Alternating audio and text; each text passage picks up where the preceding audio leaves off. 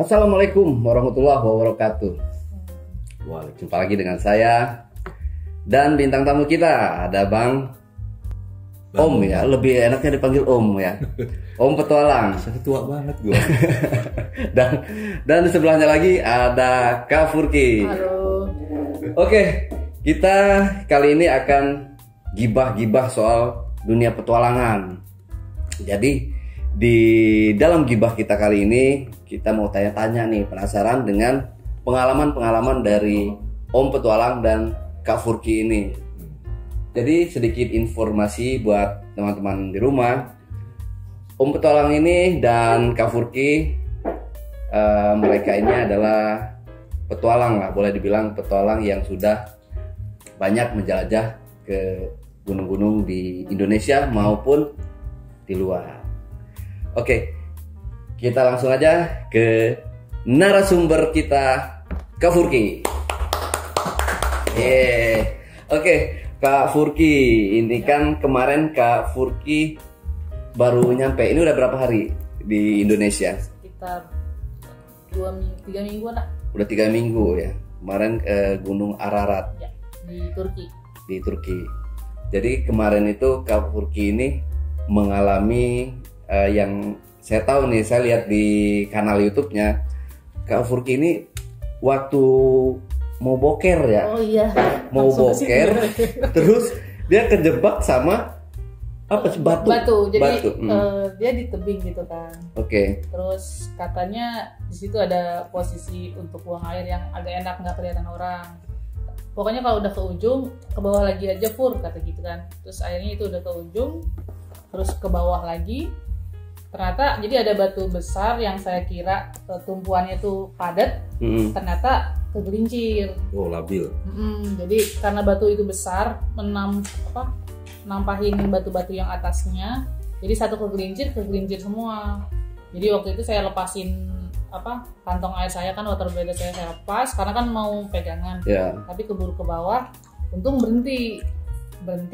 Nah pas udah berhenti baru saya nafas dulu kan. Oke, nggak turun lagi nih, tinggal gimana caranya ke atas. Cuman saya geser sedikit, dia geser lagi gitu. Jadi saya geser sedikit, batunya geser ke bawah.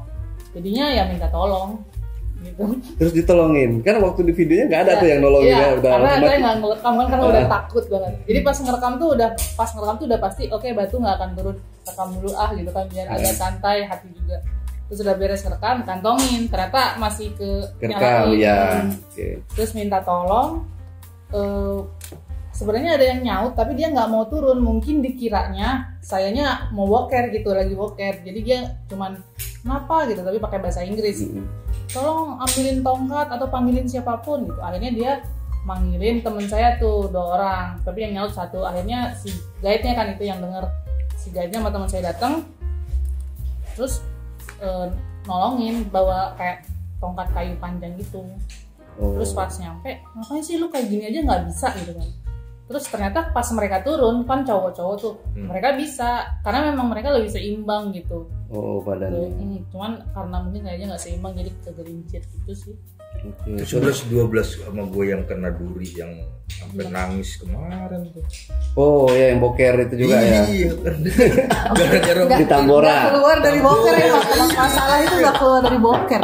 Ya, itu kenapa aku bisa ke kena duri gitu. Jadi kan kita kan cari yang posisi kan miring kan. Ya. Karena yang ketutupan kan.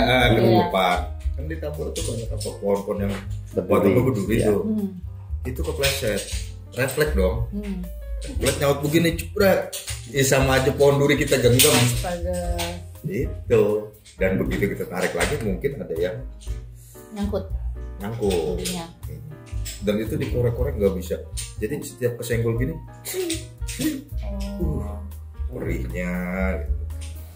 Tapi kan Om pernah ini, Kak Furki sama Om Petualang ini kan pernah naik ke gunung yang bersalju ya. Nah, itu permasalahan dengan dunia ini, kita masih ngomongin boker ya Om. Ya. Jadi kan kalau di Everest itu yang kita tahu nih, kalau boker kan itu dikantongin di plastik. Ya menurut berita yang beredar gitu kan, saya baca-baca di YouTube lah gitu. Jadi pendaki itu boker terus tokainya itu tokainya kan dimasukin ke plastik, dibawa turun lagi gitu.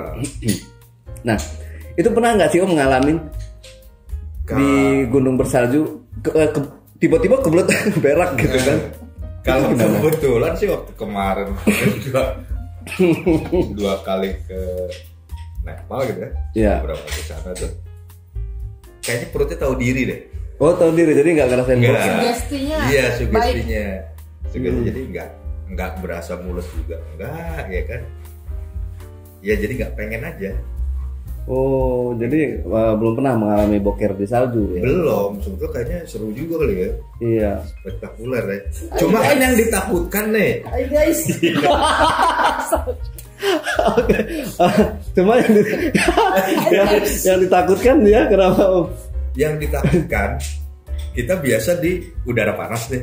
Dengan suhu kisaran 28 30 sampai 32 kan. Begitu dia di tempat dingin baru keluar dikit masuk lagi dingin gitu. Iya. Iya kan? Iya itu sih dia. Ya takut gitu. Udah keluar separuh gitu kan. Terus dingin gitu kena angin. Oh bisa gitu. Bot nggak putus Om?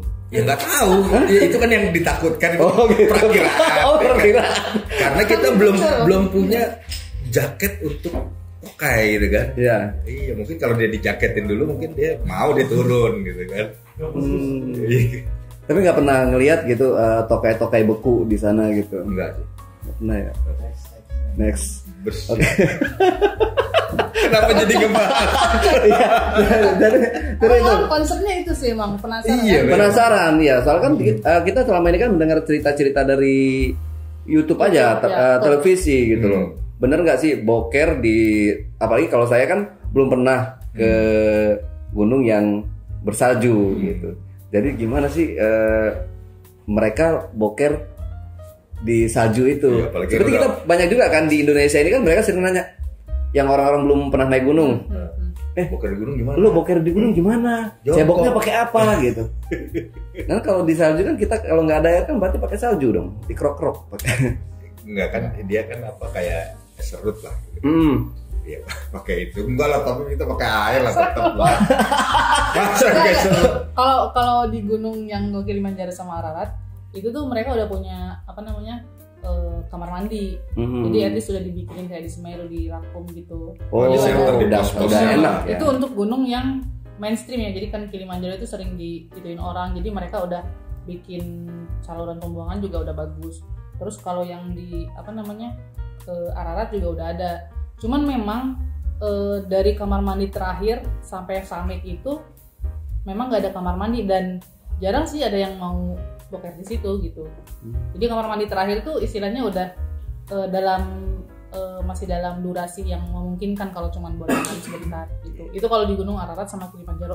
Tapi memang bingung juga kalau yang di Everest benar-benar Everestnya itu. Kalau yang di atasnya belum. Tapi kayaknya logikanya gue waktu di Mardi Himal itu ya di homestay-nya itu pengen boker ya. Udah mules nih. Terus kita cek ke toilet. Itu kan dia airnya aja udah semi beku tuh. Jadi permukaannya itu beku tapi dalamnya masih cair. Ya. Begitu ngeliat itu kita masukin dinginnya gini, nggak jadi. Jadi malah nggak jadi. Dia nauin kali ya. Iya, masuk lagi. Langsung hilang gitu. Udah minum aja. Nggak jadi. Kita kan khawatir gini, itu kan berhari-hari ya. Berhari-hari gitu. Takutnya nanti bermasalah dengan pencernaan. Tapi ternyata ya itulah, pencernaan kita tuh ngerti banget. Begitu kondisinya begitu turun udah kondusif lah, maksudnya dinginnya mungkin dingin kayak di gunung-gunung Indonesia. Baru mereka mau teamworknya ternyata bagus ya, koordinasi. Iya, koordinasi. Tepor.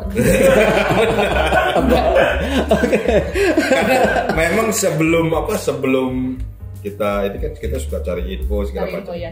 Jadi kalau ngebaca itu nggak cuma begini ngebacanya. Perut juga gue suruh baca tuh.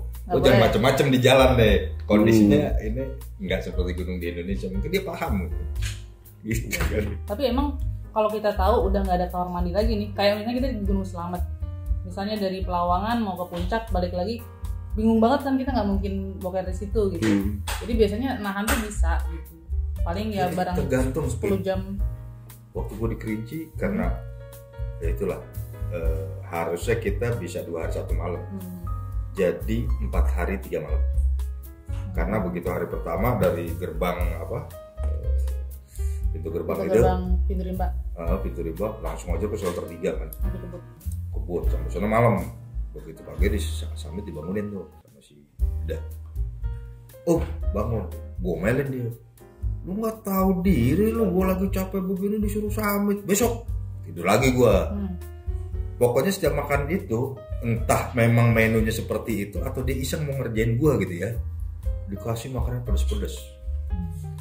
Ya kan, udah perut agak ini. Begitu hari ketiga tuh, jadi kita nginep 3 malam di shelter 3. Baru hari ketiga dini harinya itu Summit. Turunnya mulus. Iya pas turun kan, itu kan terbuka tuh. Iya. Terbuka gimana caranya gitu. Untung gue private trip nih. Jadi gue bilang, yuk pokoknya gue pengen boker, itu yang di bawah lu stop dulu, yang mau turun di stop dulu. Selalu atur gimana, pokoknya gue pengen boker dengan hikmat gitu kan. Sultan mah beda. Akhirnya diatur begitu. Padahal itu juga kalau dari bawah mah kelihatan loh. Gitu kan. Iya.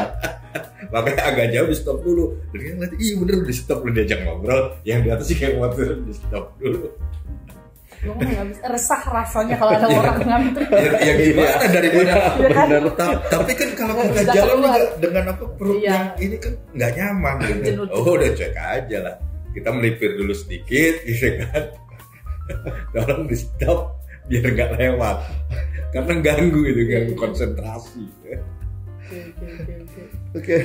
Soalnya kan dulu ada teman saya juga, dia boker, tapi bukan di gunung ini, kita beralih sedikit. Dia boker, jadi sama dia itu dikantongin ke plastik kresek.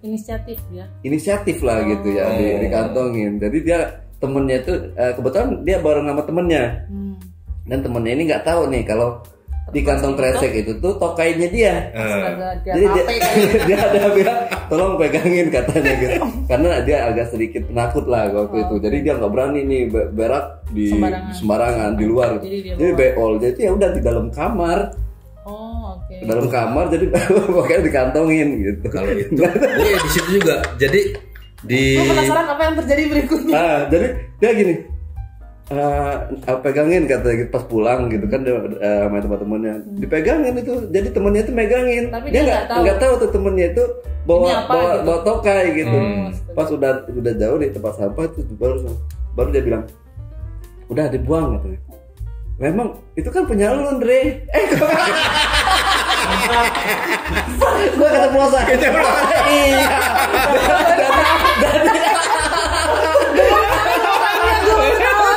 parah. Iya, gua keceplosan. Dia lanjut aja lah daripada jadi ini kan padahal gua nggak mau tahu siapa yang menjadi iya orangnya di situ. Jadi dia bilang udah buang aja katanya. Emang itu apa tadi katanya? Itu tokai gua katanya. Sialan lu katanya gitu. Jadi gitu. Jadi hampir sama lah halnya dengan yang ada di Everest lah, gunung-gunung bersalju gitu. Iya. Jadi kita soalnya kalau menurut berita atau menurut berita yang beredar kan itu dia nggak bisa hancur, nggak bisa terurai iya, karena beku gitu. Oke, kita tinggalkan di dunia pertokaian. Kita lanjut lagi. Sekarang kita agak ke ke Islamis. Ya. Oke. Jadi kan kalau di gunung bersalju gitu cara sholatnya nih, berwudunya kan itu dingin banget kan? Apa dengan es kita gosok-gosok atau emang ada udah dimasak dulu atau gimana sih? Kalau waktu di Kilimanjaro itu air tuh ada dari sungai, jadi kita masih mengalir. Dan kalau udah naik ke ketinggian berikutnya, mereka tuh tiap pagi sama tiap sore selalu ngasih air hangat gitu di baskom. Sebenarnya itu emang buat bersih-bersih aja, cuman itu saya pakai buat berwudu gitu. Oh gitu. Kalau saya sih gitu waktu di Kilimanjaro. Cuman kalau di Ararat teman-teman sih di sana masih bentuknya kayak tandon gitu. Jadi air dari salju dari atas itu dialirin pakai selang. Oh Jadi iya mereka iya. ambil dari situ. Seperti yang di YouTube-nya Kak Furki Iya, juga betul. kan dijelaskan juga. Cuman kalau udah di 4.200 itu kita pakai air dari yang dibawa sama porternya sama si guide-nya. Cuman waktu di Ararat saya lagi nggak sholat juga jadi nggak itu. Oh Cuman gitu ngeliat pas teman lagi saya, dapet ya. ngeliat temen aja. Tapi nggak ada diganggu hantu Nggak ada. sama ya. Enggak lah. Bingung. Di sana hantunya hantu apa ya kalau di sana? Bingung ya. Di sana nggak ada hantu. Ditanya kan, "Ini suka ada gangguan-gangguan gitu nggak? Apa binatang? Enggak, ghost gitu kan. Apa itu nggak ada di sini gitu, nggak ngerti kayak gitu gitu. Oh jadi mereka nggak mengenal hantu di sana. Enggak. malah hantu. Dan apa hawanya juga beda. Itu gue di Madinah lagi nih ya. Jadi dia itu kalau dari bawah itu profil pegunungannya itu hampir sama kayak di Indonesia. Pohonnya banyak. Ini yang belum yang batasan yang batasan 4.000 ke atas itu. Jadi masih ada masih esnya belum. Gue jalan belakangan nih sendirian. Itu gini, kebayang nggak jalur Ciremai ya, tapi yang lewat Linggarjati. Ya. Kan Linggarjati, kira-kira begitu iya, kan, betul. dan pohonnya juga tinggi-tinggi. Itu nggak ngerasa iseng sama sekali. Jadi walas aja gitu. Beda kan kalau di sini walaupun siang juga kadang suka iseng jalan sendirian. Mungkin kalau misalnya kayak terbuka gitu kita nggak ada feel diisengin kali ya kayak pas summit gitu kan kayaknya. Oh iya, kalau itu kan udah kebuka. Tapi kalau masuk ke dalam banyak tutup ya. pohon-pohon rindang gitu, itu nggak ada pikiran-pikiran aneh itu. Padahal di situ juga kita ngeliat bekas kayak tengkorak, tapi hewan ya. Iya. Ada di pinggir jalan tuh. Nggak ada pikiran aneh-aneh. Emang beda ya feel-nya sama di Indonesia gitu ya. Beda. Maksudnya mistisnya gitu. Beda sih mungkin karena itu kan tempat baru bagi kita. Jadi yang kita serap tuh hal-hal baru itu Teknisnya, gitu. ya, lebih cenderung ke teknis. Harus fokus ngapain. Gitu. Dan mungkin mereka orang sana kan juga nggak terbiasa mengkaitkan segala sesuatu dengan mistis. Nah, satu lagi Kak Furki. Waktu dulu kan Kak Furki pernah viral tuh foto mengenai yang mukanya. Oh iya mukanya. Yang mukanya bopeng. Belang. Bukan bopeng. Belang. Bukan bopeng. Gosong gitu kan. Itu kan banyak banget tuh yang di share dari akun-akun petualangan, akun-akun gunung gitu. Nah, kemarin kan setelah pulang dari Ararat ini mengalami nggak tuh Kak? Nggak, karena yang pertama saya udah pakai sunblock, jadi sunblocknya kayak dilapisin lagi gitu. Karena kalau waktu di Kilimanjaro itu cuman sekali pakai sunblock tuh pas subuh udah nggak pakai lagi karena dingin banget. Nah yang belajar dari pengalaman sebelumnya pas di Ararat pakai. Nah karena di Ararat juga waktu summitnya itu cuma 6 jam waktu kena mataharinya gitu. Sedangkan di Kilimanjaro itu sampai 10 jam summitnya. Jadi memang waktu di Kilimanjaro itu lebih tentang kena mataharinya lebih lama daripada di Ararat. Makanya nggak terlalu parah gitu. Oh itu bukan dari itu ya? Leuser ya? Bukan, itu Gili. dari apa? Gili yang Kilimanjaro. safari ya. Tapi dari Leuser juga, cuman Leuser mah bukan belang sih. Emang demek aja gitu semuanya. Jadi yang satu bersih, yang satu bersih. Tapi semuanya nggak belang gitu. Kalau yang di Gili belang dia karena pakai kacamata. Kalau di Leuser kan nggak pakai kacamata kan belang. Jadi jarang pakai kacamata. Cuma yang demek aja itu hari ke-11 kan.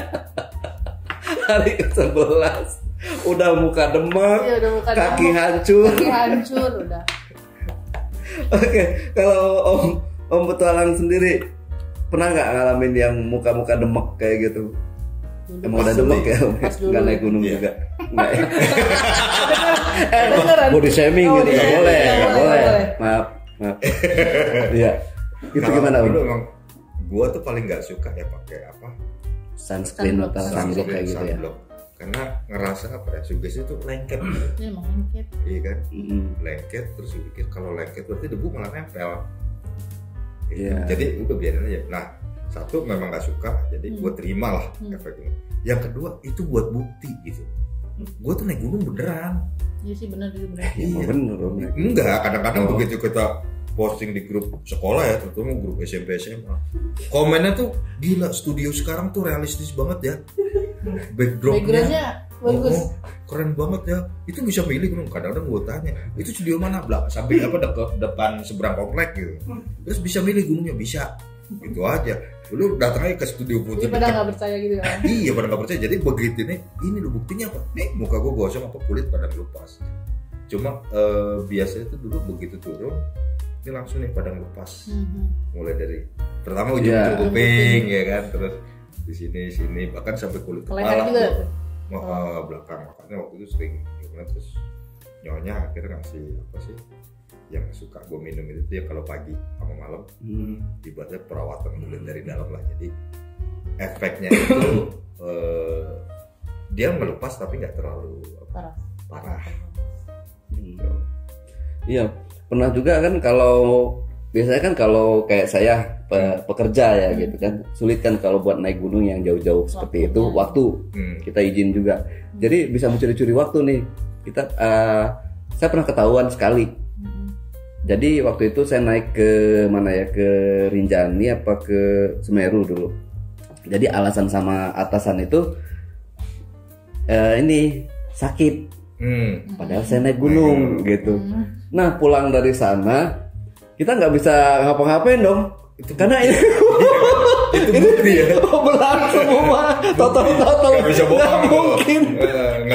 Tapi biasanya orang itu nggak ngerti loh kenapa kayak gitu, nggak? Tapi pasti tahu. Enggak, pasti tahu. Soalnya kan saya udah sering ngalamin hal yang kayak gitu. Maksudnya nggak sekali dua kali.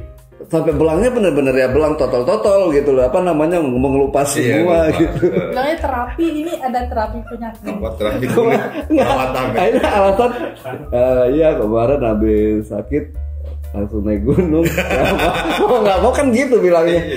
Untung bosnya itu kan masih kakak saya sendiri, gitu. Jadi nggak terlalu ini. Udah lah ya, udah tahu, nggak malas gue ngomong gitu. Ketahuan gara-gara belang muka gitu loh. Nah, oke, lanjut lagi. Nah, Om Petualang. Nih, yang baru-baru viral baru berapa, tanggal 6 kemarin. Itu kan ada di Gunung Ungaran 3 pendaki, bukan pendaki ya, lebih tepatnya mereka yang mau ziarah ya. Dengar nggak Kak beritanya? Pernah baca judulnya tapi belum baca. Itu banyak juga sih di share viral lah lumayan. Itu jadi mereka itu mengadakan pengen ritual di danau apa ya namanya itu, apa sih? Ini saya agak catat ya, Sendang Suroloyo. Jadi nggak tahu mereka itu mau pengen apa ya, pesugihan atau ziarah, apa lain-lain, ziarah atau apa kayak gitulah, hal-hal yang kayak gitu. Nah kemudian ditemukan kemarin, kalau nggak salah, maaf kalau saya salah, itu ditemukan tanggal 6 Agustus baru kemarin. Kemarin ya, ini tanggal 7 ya, baru kemarin ditemukan. Alhamdulillah. Jadi tanggapan Om Petualang nih atau Kak Furki tentang hal-hal yang seperti itu, mereka yang mungkin kalau kayak mereka kan pakainya kan nggak safety ya, bukan kayak pendaki pada umumnya gitu kan, mereka kan lebih safety. Kalau mereka kan kayak pakai kaos biasa sana naik, mungkin dikiranya itu hal yang biasa gitu. Tanggapannya nih, atau Kak Furki dulu atau Om Petualang dulu? Kalau menurut gue sih itu ya mungkin dari pihak ini ya, pemegang regulasi di gunung itu ya, bisa memberikan satu edukasi atau sebelum mereka naik ya dikasih tahu kasus bahwa ini, dan mungkin bisa juga agak sedikit tegas, walaupun mungkin tidak setegas kalau kayak pendaki, tapi sebetulnya sama aja mau dia warga lokal atau enggak, tujuannya mendaki atau tujuannya mau apapun, kalau sudah beraktivitas di sana kan resikonya sama. Mungkin untuk awal-awal akan repot karena merasa nggak enak mereka ini. Tapi kan lambat laun kalau itu dibiasakan, akhirnya sama seperti kita, peraturan di Gunung A itu begini. Untuk orang yang rombongan pertama yang dikasih tahu regulasi kayak gitu, mungkin ribet banget, tapi akhirnya kan kesebar, akhirnya jadi semuanya paham dan mahfum bahwa oh kalau ke gunung ini itu aturannya begini. Di laut juga gitu ya, udah. Iya. Maksudnya tujuannya mau ziarah atau Udah gunung mulai sama semua. Udah mulai Regulasinya kalau nggak gitu. Itu memang perlu waktu sih, tapi tidak ada salahnya dimulai. Karena kalau nggak gitu nanti kan yang repot kan teman-teman yang mengelola gunung itu juga gitu kan. Dan kadang-kadang kan kalau mereka kan begitu terjadi amit-amit kecelakaan itu biasanya nggak cuma satu, kadang rombongan gitu sama yang nggak tahu mungkin kalau dari Rinjani masih apa enggak ya. Tahun 89 tuh begitu saya turun dari puncak ketemu tuh sebelum pertigaan yang turun ke arah Pelawangan, kira-kira setengah jam dari situ lah pas kita jalan itu ketemu rombongan mau bapak-bapak semua itu cuma pakai baju putih terus nyeker. Mereka mau ke puncak mengadakan satu upacara ritual. Ya kita takjub juga ngeliatnya nyeker dan cuma pakai baju biasa. Baju kayaknya fotonya ada deh. Oh bukannya dia mereka biasanya di itu kan di danau bukan? Enggak, dia ke puncak. Oh ke puncak. Iya, yang di Rinjani. Story ya? Ya, pernah ada story. Oh. Dia cuma gini doang. Denger sih ada anggapan bahwa